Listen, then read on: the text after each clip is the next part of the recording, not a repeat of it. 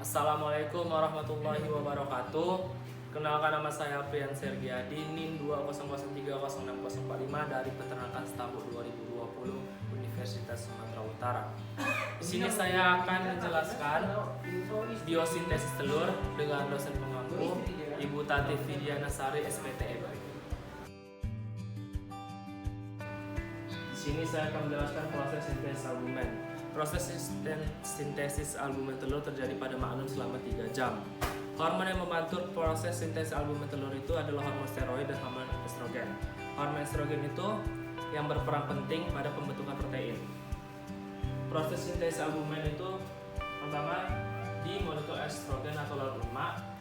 Molekul estrogen masuk ke nukleus, selanjutnya diikat oleh reseptor estrogen atau estropilin 1.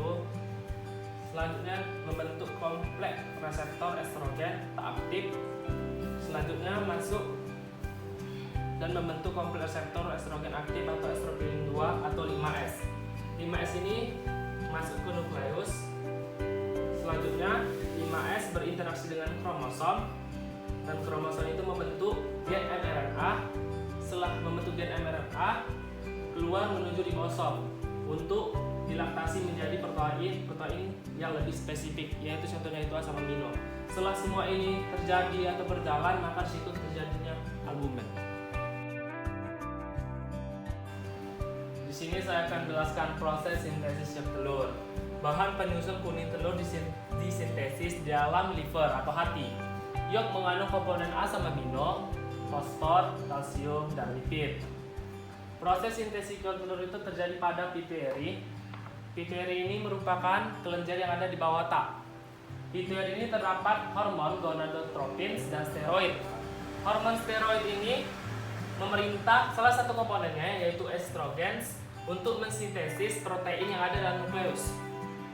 Selanjutnya, protein yang sudah disintesis tadi menuju ke yolk granule, yang dinamakan vitaloginin atau pembentukan sintesis komponen yolk.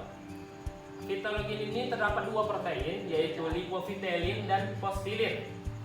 Setelah itu juga ada beta lipoprotein yang menuju yolk granule. Selanjutnya ini dinamakan folikel. Folikelnya terdapat beberapa bagian. Yang pertama itu di bagian luar ada theca layer dan granulosa layer. Yang di bagian dalam itu ada oosit. Setelah semua ini berjalan, maka terjadi yolk telur. Selanjutnya di sini saya akan menjelaskan proses sintesis kerabang. Proses sintesis kerabang telur terjadi pada saat telur belum masuk ke uterus dan pada saat telur masih menjadi yolk dan masih dibungkus albumen di magnum dan kelenjar kerabang di isthmus. Waktu yang dibutuhkan untuk magnum itu sekitar 3 jam dan untuk isthmus sekitar 75 menit. Proses sintesis kerabang terjadi karena adanya kalsium dan ion karbonat. Sumber utama dari kalsium dikarbonat adalah metabolik pada mukosa sel kelenjar kerabang, yaitu CO2 dan H2O dengan dibantu enzim carbonic anhydrase membentuk menjadi H2CO3. Selanjutnya H2CO3 masuk ke cairan dalam kelenjar kerabang membentuk HCO3 atau ion bikarbonat karena hidrogennya terlepas. Selanjutnya kalsium plasma darah dan kalsium mukosa sel kelenjar kerabang masuk ke cairan dalam kelenjar kerabang dan bergabung menjadi HCO3 atau ion bikarbonat menghasilkan CaCO3 dan membentuk kerabang. Selanjutnya hidrogen yang terlepas dibawa menuju mukosa sel kelenjar kerabang, yang dimana di dalam mukosa sel kelenjar kerabang ini terdapat hidrogen juga, dan kedua hidrogen ini bergabung menuju plasma darah dan menghasilkan 2H+ atau buffered by HCO3. Selanjutnya saya akan menjelaskan reproduksi ternak unggas betina, yaitu ada ovarium dan ovidum. Yang pertama itu ada ovarium, terus ovidum itu dibagi lagi menjadi infundibulum, magnum, isthmus, uterus, vagina, dan kloaka. Yang pertama itu ada ovarium. Ovarium ini adalah tempat sintesis hormon steroid seksual, terus gametogenesis, serta perkembangan serta pemasakan kulit telur atau folikel. Selanjutnya ada infundibulum. Infundibulum ini kira-kira panjang itu sekitar 9 cm yang berfungsi untuk menangkap yolk yang sudah matang dan dimasukkan ke ovidum. Yolk ini berada di infundibulum itu selama 15 menit dengan gerak peristaltik. Ovum yang ada dalam yolk itu masuk ke magnum. Selanjutnya masuk ke magnum.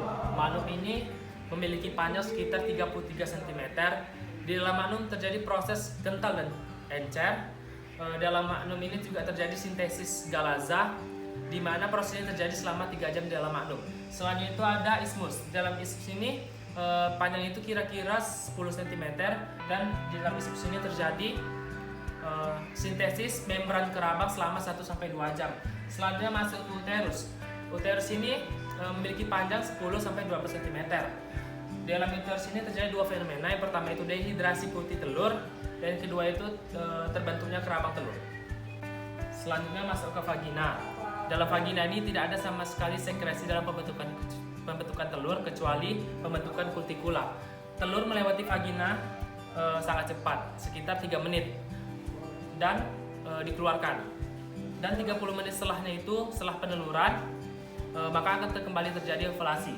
Selanjutnya itu ada kloaka. Kloaka ini tempat pengeluaran sekresi, dan total waktu pembentukan sebutir telur itu 25-26 jam.